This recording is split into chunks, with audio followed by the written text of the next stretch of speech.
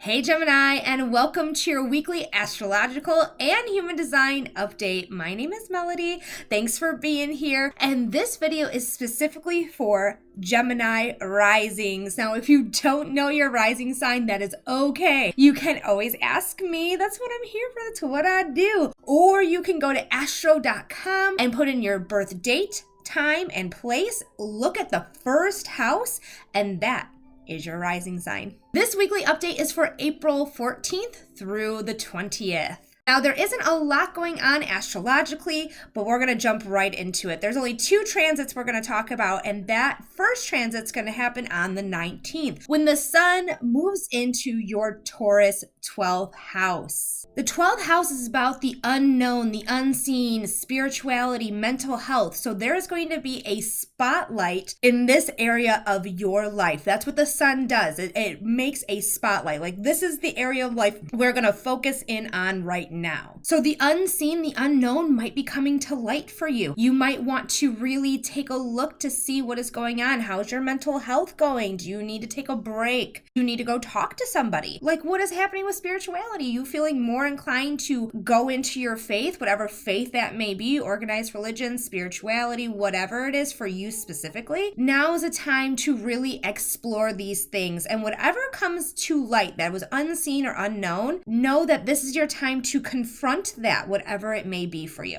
The second transit, and the only other transit we're going to talk about, is a very rare transit. The last time this transit happened, it was in 1941, and it is the Uranus-Jupiter conjunction. If you are unaware what a conjunction is, it is when two planets get close to each other and they start to entangle their energy. Now, they're going to get so close that in the night sky, they're going to look like they're exactly on top of one another. This is called an exact conjunction, and that is what is happening on the 20th. This is the peak of the energy of these two planets. So you're going to feel it coming up to exact, you're going to feel it the most on exact, and you're also going to feel it until these two planets are far enough away from each other that they are no longer entangling their energies. Now, Uranus is a planet of innovation, chaos, and societal structures and norms. Jupiter is the big kahuna, the big lucky planet. It is the biggest planet in the solar system. It has big, expansive energy. It's also known as the planet of luck. So you are going to have this conjunction happening again in your Taurus 12th house of mental health, the unknown, the unseen, and spirituality. So this is going to bring innovation in this area of life. Luck is going to come in. So you may be feeling really healthy in your mindset. Or if your structures are not really well in place, you may have to let those structures fall to the wayside so that innovation can come in and rebuild these structures a lot more strongly, okay? So there may be some chaos if some things need to be let go of that we're not letting go of, but if we're letting go of those things, it's going to be more innovative than anything else, especially because Jupiter's involved. Jupiter, again, the planet of luck, big luck, good, juicy, wonderful things. Like, this is going to bring a lot of positive change in your 12th house of mental health, the unknown, the unseen, and spirituality. Now, like I said, there's not much going on astrologically, so we're going to jump right into your human design information. With the human design readings, we're going to talk about the transiting sun and the transiting earth. The sun, again, is going to shine a light on the theme of this week that you can expect. And the earth is also giving us another theme that's going to create balance for us. The earth is balance, and the sun is a spotlight. It's also personality. This transit is going to happen from the 16th to the 21st. The sun is going to move into gate 3, the gate of ordering. The gate 3 can be found in the sacral center. The sacral center is your gut, and it is also in control of the ovaries and the testes.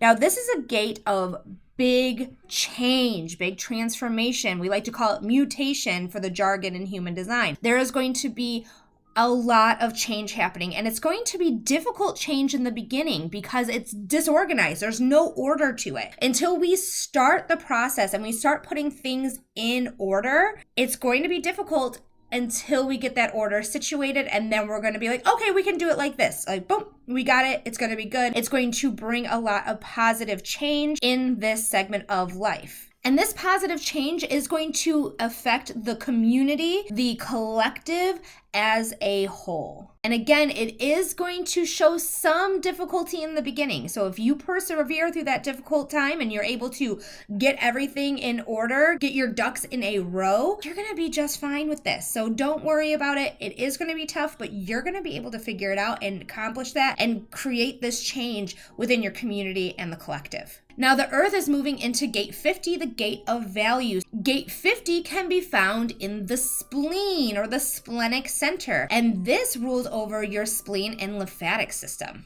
So to balance out this sun transit, we are going to really hold tight to our structures, rules, laws, regulations. Like, we really want to hold fast to that. So allow yourself to really get that order for you going, again, gate 3, so that gate 50 can bring in that structures, those rules, those things that you need for the change to really be implemented and balance that change out. Gate 50 is also a love gate, and it is a love gate that's really wanting to show value. Now, if you are not healed in this area, you could be like, hey, my love has value. Hello, my love has value. Sure, it does, but you don't need to proclaim it. People are going to recognize that your love has value. Again, if you are unhealed in this area, you're probably going to give this love freely to somebody who doesn't deserve it, somebody who's not reciprocating that love, somebody who's taking your love and saying, cool,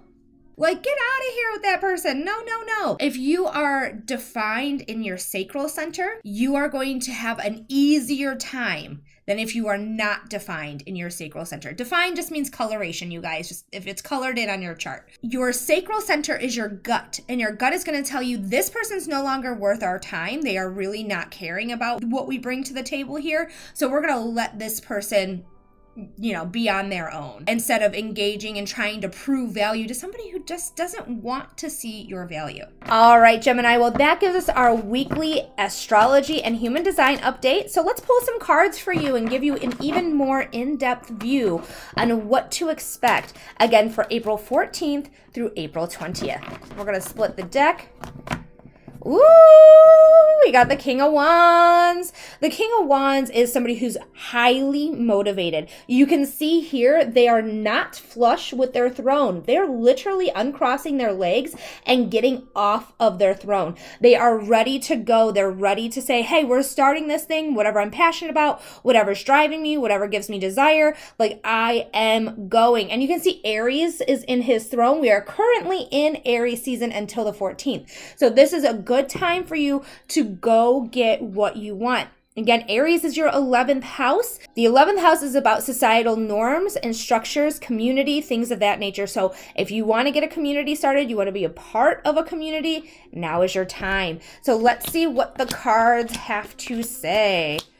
Whoo, you got a lot of pentacles. So this could be financial gains. So we're going to talk about it. We're going to talk about the first pentacle is the 7 of Pentacles. This card is a card of, I'm going to put all this work and all this time. I'm going to take care of the things because she has a watering can. She's taking care of her plants, but she's not really getting a lot out of her harvest. She's like, I spent all this time, gave you all this love, all this care, and this is what I get. And this is what I get. This is also a card of Taurus. So this is slow moving. Taurus is the slowest moving, and a lot is happening in Taurus right now. Remember, everything that I just mentioned in astrology is happening in your Taurus 12th house. So this is a lot of like, I put a lot of time, a lot of effort in here, not receiving a hell of a lot back. What is not serving you? With Uranus is going to say, hey, some changes need to happen. We got to innovate. Leave behind what's not working out and move forward. Now, we do have the 6 of Cups as your very next card. The 6 of Cups is a card of childhood nostalgia, and it can also be childhood traumas. So this is a good chance for you to heal any traumas that you have. Remember, this is affecting your 12th house of mental health. So if you need to do your shadow work, do your shadow work. Allow yourself to forgive your younger self if they did anything unsavory, and say, like, I'm able to see as an adult through an adult lens that I was a kid, and I forgive myself for that. I didn't know what I was doing. I was an idiot, because kids inherently are just dumb. So forgive yourself for the things that you did that you don't like, and forgive yourself for the things you didn't do that you wanted to do. Allow yourself to heal, do that shadow work, get down to brass tacks and figure out where this trauma is coming from and why. Once we are able to do that, we are going to get to the 10 of Pentacles. 10s are chapters closing so that new beginnings can come in. 1 plus 0 is 1. 10, right? So we are going to have a new beginning, but we do have to bring security to us before we can start that new beginning. And that is what's happening here when we are doing the work, when we're doing the shadow work. We are bringing in a form of security for us so that we can move on. You can see there's a house here and there's a family here. So this is about house and home, right? About your family life as well. So allow yourself to be secure with the people in your life as long as you are in a safe environment. And your body's like, yep, I can trust the people around me. If you don't feel like you can trust the people around you, do what you can to get yourself away from those people and get yourself to somewhere else that you can trust. So allow this security to come in so that you can really embrace these changes, these innovations that need to happen in your 12th house. The next card in your reading is the 6 of Swords. We have 2 sixes. Sixes are harmonics. It's harmony. So allow yourself to get away from whatever is not serving you, whatever you need to get away from rocky waters into nice, clear, crystalline waters to land a hoe. You are getting it done. You are getting out of this, your own way, so that you can allow this innovation to come through. And it is going to be something that works very, very well for you. It's going to bring collaboration. It's going to bring in a new community. It's going to bring in somebody that is going to be creative as well. You could be creative. Other people may come in and bring in creativity, and you might just all collaborate together with that creativity. So allow yourself to transform, innovate, expand in whatever you want to expand, get out of whatever you need to get out of, secure yourself so that you can get on to the next level. Thank you so much, Gemini, for subscribing to my passes page. I really super appreciate it. Like so much. Like you're the reason I get to do what I do every day. And I love my job. So thank you so much for allowing me to do this. I really, really appreciate it. And I will absolutely see you next week, Gemini. Have a great week.